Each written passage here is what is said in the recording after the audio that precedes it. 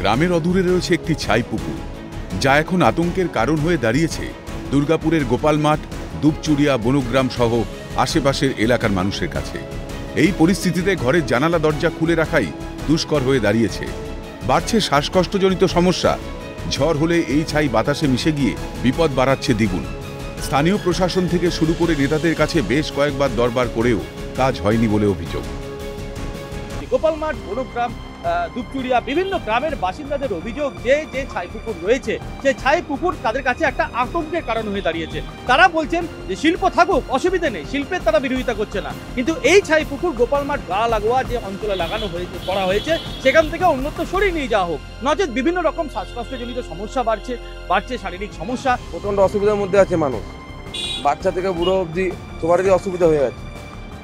এত ডাস্ট উঠছে, মানুষ কী করে থাকবে? বা যখন একটু ঝড় হয় বা কালবৈশাখী আসে তখন পুরো ডিভিসি ছাইটা পুরো ছেড়ে দেয়, আর পুরো ছাইটা পুরো পড়ে গোপাল মাঠের উপরে, অথচ গোপাল মাঠ কোনো ফ্যাসিলিটি পায় না ডিভিসির কাছ থেকে।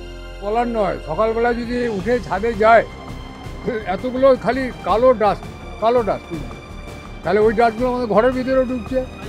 ছাই মানে সাংঘাতিক। আমি যখন বাড়িতে ঝাড় দেয় তখন দেখতে পাই, মানে সেই একদম হাটের তলা থেকে আরম্ভ করে, অথচ সব বন্ধ থাকে। এত ডাস্ট উঠে মানে চিন্তা করার বাইরে। এরকম বিরাট শারীরিক সমস্যা।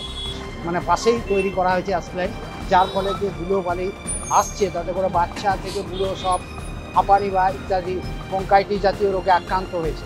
আর আমরা এর থেকে মুক্তি পেতে চাই, তার জন্যে আমরা দীর্ঘ আন্দোলন করব যাতে আমাদের এইখান থেকে হসপিটালটাকে অন্যত্র সরানোর ব্যবস্থা করা হয়। অবিলম্বে ছাই পুকুর সরিয়ে দেওয়া হোক দাবি উঠেছে সর্বস্তরে। যদি বিষয়টি নিয়ে ব্যবস্থা না নেওয়া হয় তবে বৃহত্তর আন্দোলনে নামার হুঁশিয়ারি দেওয়া হয়েছে গোপালমাঠ ভূমি রক্ষা কমিটির পক্ষ থেকে। যে ছাই পুকুরকে বন্ধ করতে হবে, ডিভিসি কারখানা চলুক, ছাই পুকুরকে এখান থেকে অন্যত্র সরাতে হবে, আমাদের একটাই দাবি। এর বাইরে আমাদের আর কোনো দাবি নেই। আমরা বহু বছর ধরে এটার জন্য লড়াই করছি, লড়াই করে কোনো যখন ফায়দা হচ্ছে না, এবার আমরা আন্দোলন ছাড়া অন্য কোনো রাস্তা হাঁটবো। জানিয়ে শুরু হয়েছে রাজনৈতিক তরজা। শাসক দলের সাফাই, এই দূষণ যন্ত্রণা থেকে মুক্তির দায়িত্ব বিজেপির বিধায়ক ও সাংসদদের। উচিত যে এখানকার যারা বিজেপির লোক আছে, নেতা আছে, এমপি আছে, এমএলএ আছে, তাদের এটা ধ্যান দেওয়া, কিন্তু তারা কোনোদিন ধ্যান দেয়নি। পাল্টা গেরুয়া শিবিরের অভিযোগ, দায় এড়াতে চাইছে শাসক দল। আমি পৌঁছাবো অমিতাভবাবুকে এই দায় না এড়িয়ে গিয়ে পরে সমস্যাটা দেখুন, সমস্যা সমাধান করার চেষ্টা করুন। অবশ্যই বিধায়ক আছে, অবশ্যই এমপি আছে, আমরা নিশ্চয়ই দেখব, কিন্তু আপনি দায় এড়াতে পারেন না। কবে দূষণ থেকে মুক্তি মিলবে সেই প্রশ্নের উত্তর খুঁজছেন বাসিন্দারা। সমস্যার যে সুরাহা, সেই সুরাহা কোন পথে মেলে এবং জবনিকায় বা কোন পথে মেলে? দুর্গাপুরের গোপালমাঠ থেকে রাজেশ সেনগুপ্ত, ক্যালকাটা নিউজ।